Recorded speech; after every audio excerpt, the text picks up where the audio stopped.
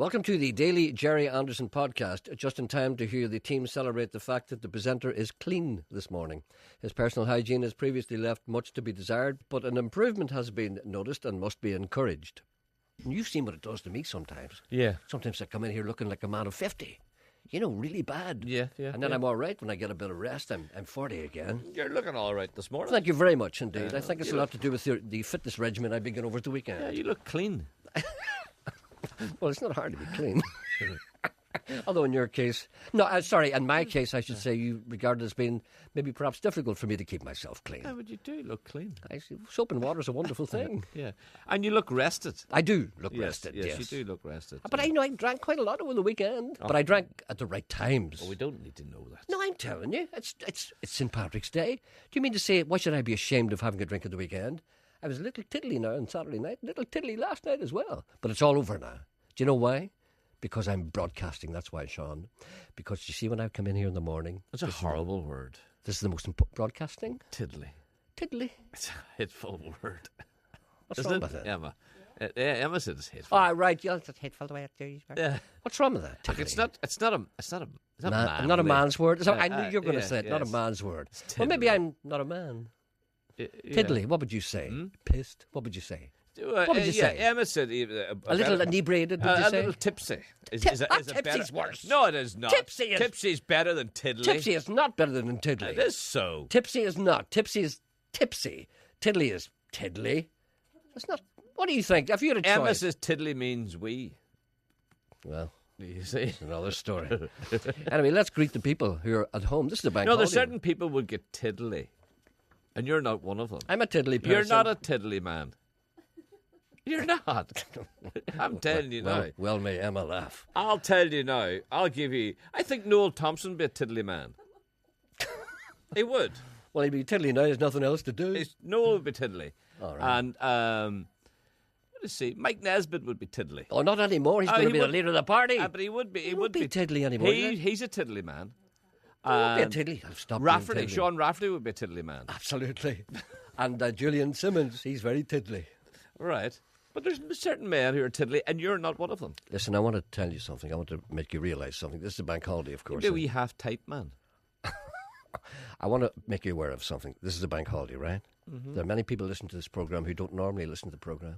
So let's make an effort to make it sound as if some of it is planned. So let me try and introduce the programme and tell the listeners what they can expect. Good morning, everyone. I'd like to say hello to new listeners. If you want to take part, tell me amusing anecdotes about what happened on St. Patrick's Day, give us a ring here. The number is simple to remember, 08459 555 I'll do that a little slower because I know that was quick.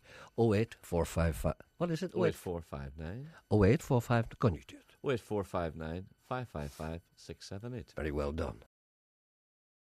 Homeless hens depend on the presenter's heart of gold. If it wasn't for his compassion, they'd be pecking at thin air and find themselves unable to lay the eggs that God intended them to. You don't feel confident that you can give a hen a good home. No. Is that what you're saying? Yeah. You don't feel confident you have the time to devote to them. Yes, Is that what you're saying? I can understand that. I'd be the same myself. I live a busy jet-set life, as you know.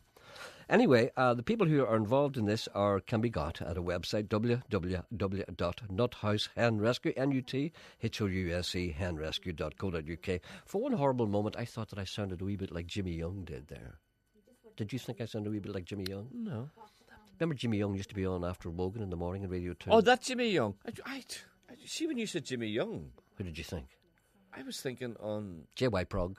No. T.T. Finau. I call your man James. James Young. James, is that this? James You're Young? not a bit in the royal. Yeah, that's That's James Young. Yes, I thought about Who's alive and well on Radio Ulster every Saturday morning in the capable mouth of William Caulfield. www.nuthousehenrescue.co.uk. So if you want to adopt a hen, I'm serious about this. A lot of people don't think this is real, but it is real. These people are devoting their lives to save hens out of a hen house, out of a battery hen farm. And indeed, I have to say that it's one of the wonderful things that you couldn't do anything better than that.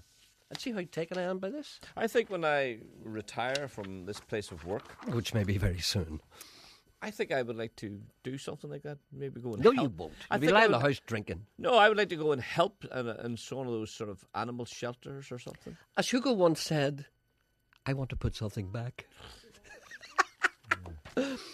Here's a gentleman writes to me and he said, my heartless wife left me yesterday. A terribly sad thing. She couldn't handle the fact that I'm an insomniac. I don't know how she sleeps at night. It's that time of the year when the presenter encourages others to say wounding things about show business personalities who are dead. Not every radio presenter would encourage this, but then again, we are not like the others. I have to say something. Go ahead.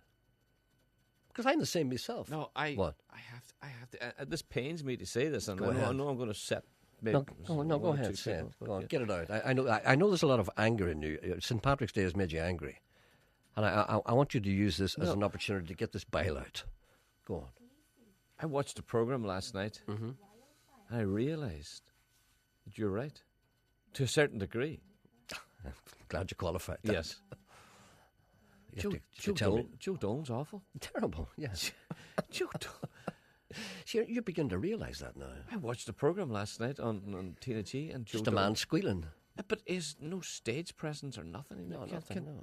I said to myself, what's this about here? And, I hope this doesn't sound as if we're speaking ill of the dead. But no, but it's terrible. I don't like saying. I didn't like that realisation last night. it was hard for you to get that out And I of you there. sat and I turned it off. I know, you see, this is what sometimes you're driven to. What? Why doesn't Joe Dolan move about the stage? Why didn't he? Anyway. See, what's going to happen to people, and I hope this will happen before people die, that people will reflect upon their heroes and then realise that maybe perhaps they had feet of clay after all. And this is good for the development of the human being. I mean, you can't go through all your life thinking that the people you thought were wonderful when you're 18 are still wonderful. You must have some kind of perspective and look back and make a value judgment, which is what you're beginning to do now. It's a little late for you. I know, but Good to see it happening. But you were there in the heart of it. It was easy for you. You I always knew it was crap. You observed these people at first hand. I always thought it was bad. You were part of the scene. Only because there was money in it. I know, but I never thought it had any value. I said to myself, I didn't like that on my wife's birthday too. I know. I'll never forget this day. It's almost like God did it. Oh, stop saying that. It's almost as if God did stop it. saying that. God No, made you don't, realize. don't, God made you don't. realize that Joe Dolan was no good on your wife's birthday.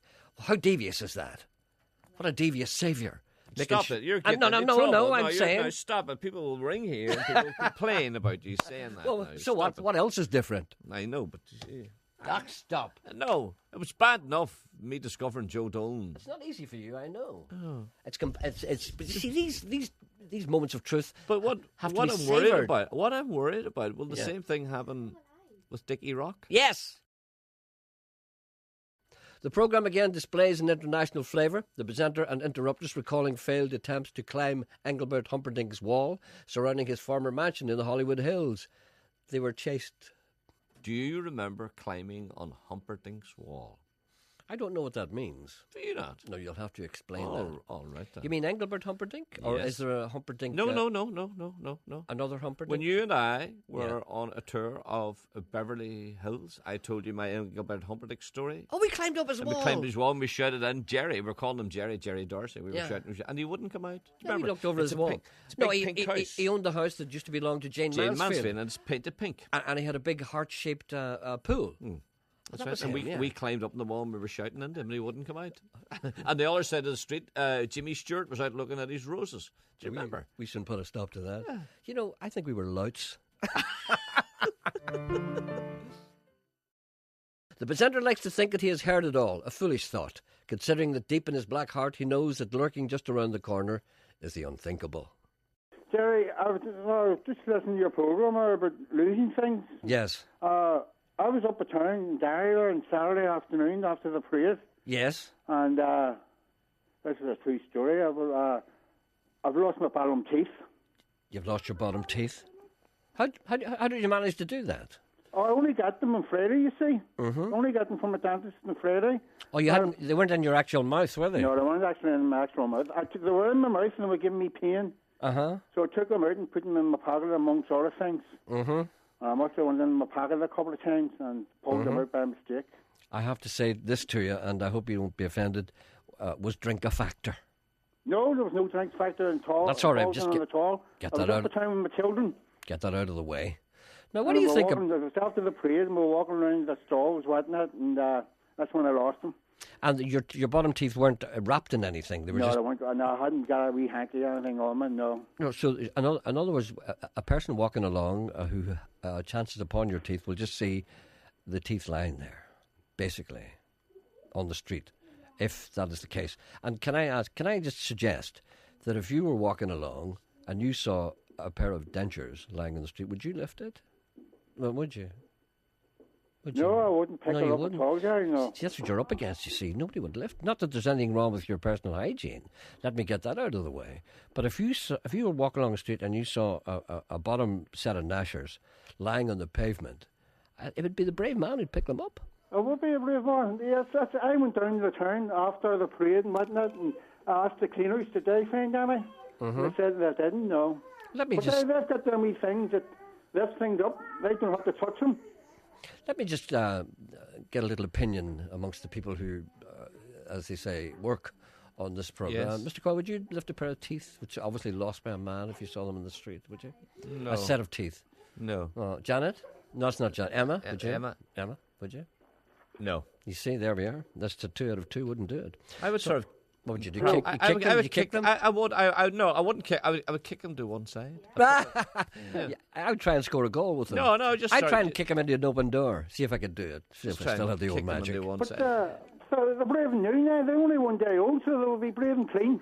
I know, but you see, a person doesn't examine them all that closely. You see, they may well be day-old teeth, but when you see those gnashers lying there, the last thing that occurs, you say, I wonder how old they are. You're not going to get near them. But here, this is a genuine, you're not winding me up or anything. No, I believe you. I have to go back to the dentist tomorrow again and explain my actions over the weekend. I can tell by the way you're talking that you're missing something. Thank you for listening. Back tomorrow.